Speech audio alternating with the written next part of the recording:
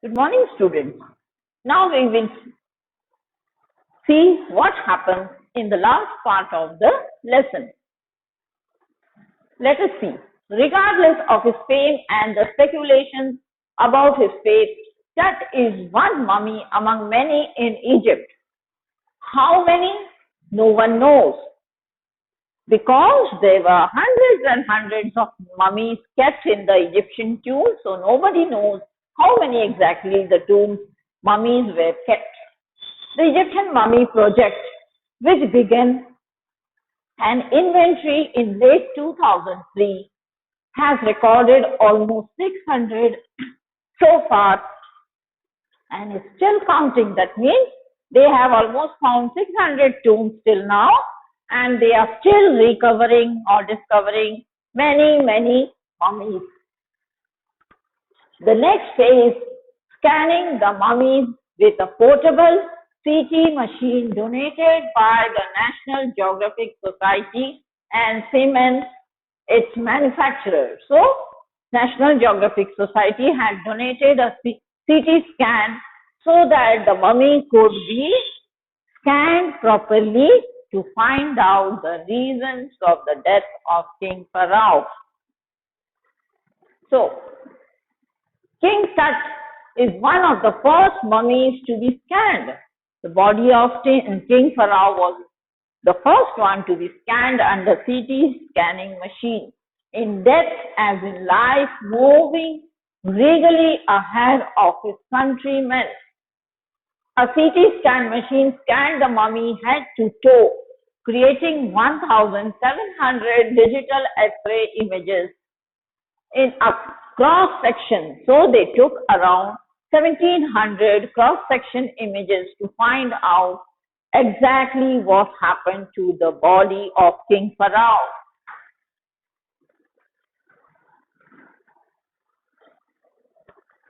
Tut had scanned in 0.62 millimeter slice to register its intricate structures, takes on each detail. Each detail means every detail in the resulting image.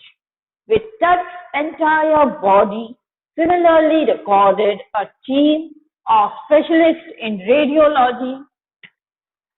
Radiology means who takes X-rays, forensic and anatomy began to prove the secret that the winged goddess of a glided burial shrine protected for so long.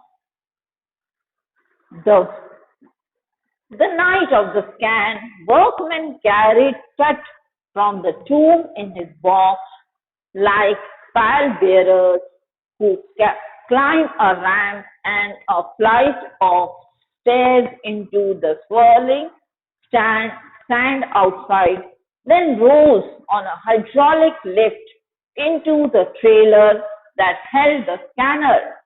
So, men carried the mummy from the tomb like pallbearers. Pallbearers means those who carry the pall. जो दुल्हन को आप डोली में ले जाते हो, जो कहार होते हैं उनको उठा के ले जाते हैं, उन्हीं को पैल बेरर्स कहते हैं. So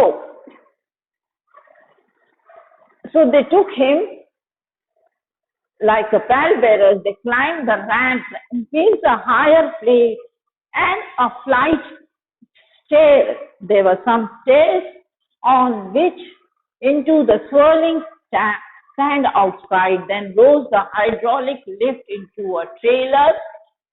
There was a trailer kept on which the scanning machine was set, and they carried the body into the trailer. 20 minutes later, two men emerged, sprinting for an office nearby, and returned with a pair of white plastic fans. The $1 million scanner had quite because of sand in a cooler fan. Crush of the pharaoh, joked a guard nervously. So the $1 million scanner stopped working because the sand were blowing and it stuck into the machine and it stopped working. Eventually, the substitute fans worked well enough to finish the procedure. So after some time, the fan started working and the procedure again started. After checking that no data had been lost, the technician turned Tut over the workmen who carried him back to his tomb. So when they had already finished taking all the scans, all the x-rays, the body of Pharaoh was put back into his tomb again. Less than 3 hours after he was removed from his coffin, the Pharaoh again rested in peace where the funerary priest had laid him so long ago. So what happened? After 3 hours of scanning, he was put back into the tomb where he rested for several years by the priest. Back in the trailer, a technician pulled up astonishing images of Tut on a computer screen. A grey head took shape from a scattering of pixels, and the technician spun and tilted it in every direction. Neck vertebrae appeared as clearly as it is in anatomy classes. Other images revealed a hand, several views of the rib cage, and a transection of the skull. So all the entire body was scanned and x-rayed. All the parts, the limbs, the head, the chest were all x-rayed and they took the x-ray. But for now the pressure was off. Sitting back in his chair, Zahi Hawass smiled, visibly relieved. So Zahi Hawass now he was sitting in his chair and he was relieved that he could come to know the exact position of the mummy, that nothing had gone seriously wrong. I didn't sleep last night, not for a second, he said. I was so worried, but now I think I will go and sleep. So Zahi Hawass, now he is relieved from his work and he will sleep today peacefully because nothing had gone wrong with the mummy. By the time we left the trailer, descending metal stairs to the sandy ground, the wind had stopped. So when they came down from the stairs, the wind had already stopped, which was disturbing the scanning machine. The winter air lay cold and still, like death itself. So the winter air was still. It did not move like the dead body.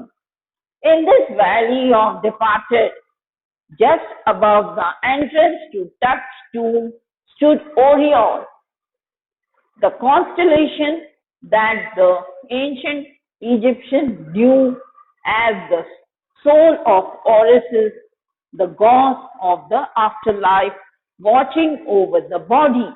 So, these Egyptians, they believed in gods that helped them in afterlife,